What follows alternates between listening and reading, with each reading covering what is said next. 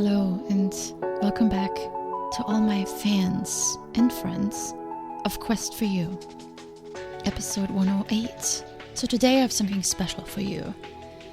And this is a speech that I gave to my Toastmasters group on Stoicism. And the goal of the speech was to speak 5 to 7 minutes, which is always a challenge for me. I always go over, but I've been fascinated with Stoicism, and I'm sure you've heard that come through in some of my episodes. I like to use quotes from some of the Stoic philosophers, and I actually read about Stoicism almost daily. It is that important to me, and I'm really trying to incorporate their principles more into my life, just because I find them so helpful and so practical.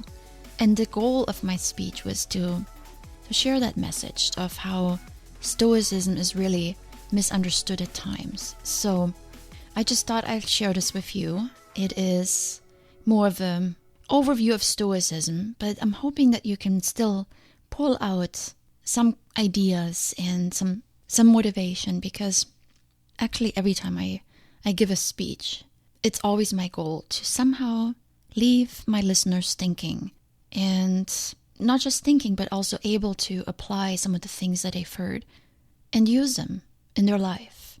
So, here you go. Have you ever used the word stoic to describe a person's stern, maybe inflexible character? Or maybe you've been the object of such a title. Most of you might agree with me that the term stoic has a negative aftertaste. We associate it with people that appear emotionally detached, resigned, and often pessimistic and insensitive. In fact, we struggle with the perceived "who cares" attitude and the infamous poker face, because we find it difficult to read such people.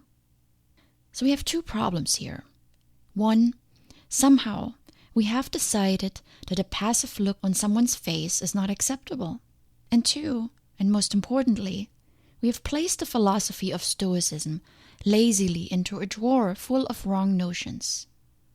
It's not a surprise then that Stoicism is misunderstood, unpopular, and undesirable. It's considered a philosophy of grim endurance with a bland and uninspiring outlook on life. Fortunately, Stoicism is going through a period of revival. Books such as Ryan Holiday's The Obstacle is the Way have opened up the ancient principles again to a wider audience. And my hope is that after my speech today, you also give this so gravely misunderstood philosophy another look. Why?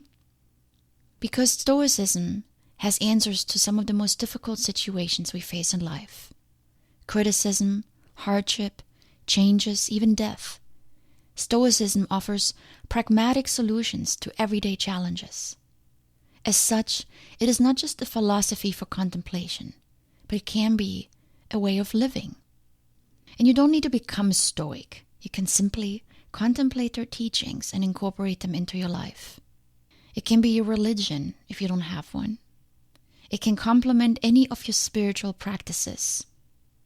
Or it can simply be a source of strength during difficult times.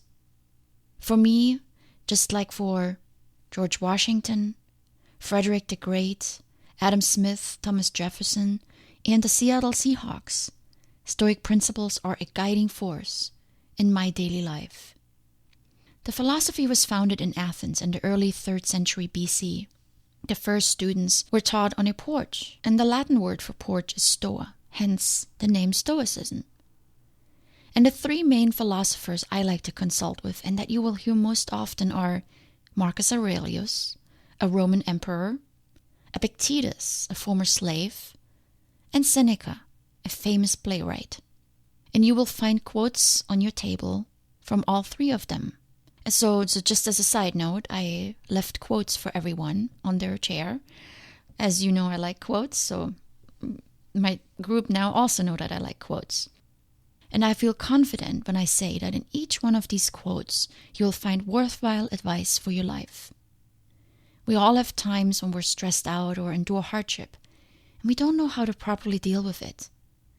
We may struggle with addictions, even if it's just work or Facebook. And then there are the character traits we wish we could fix or get rid of. There are the many worries that keep us up at night and leave us out of balance. And all the things we still want to do with our life, but somehow we cannot get them done. Implementing Stoic principles in your daily life is not easy. Stoicism focuses on the fickle areas of our life that we rather ignore because we know they are challenging to control. And they can be grouped into 3 categories: perception, action, and will. Perception is how we see and perceive the world around us. I call this the art of discernment, and it drives all of our behaviors. Cultivating our perception means learning to discern what is within our control and what is outside of it. Understanding how distractions pull us away from what matters.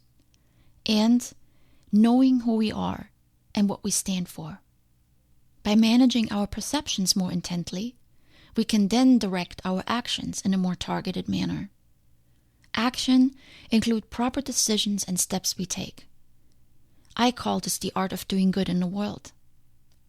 And upgrading our actions includes learning to spend our time wisely, making thoughtful and intentional decisions, think before you act, and doing only those things that match your values and not those of others.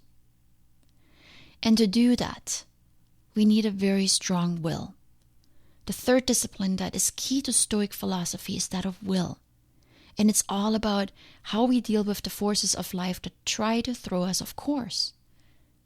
I call this the art of perseverance.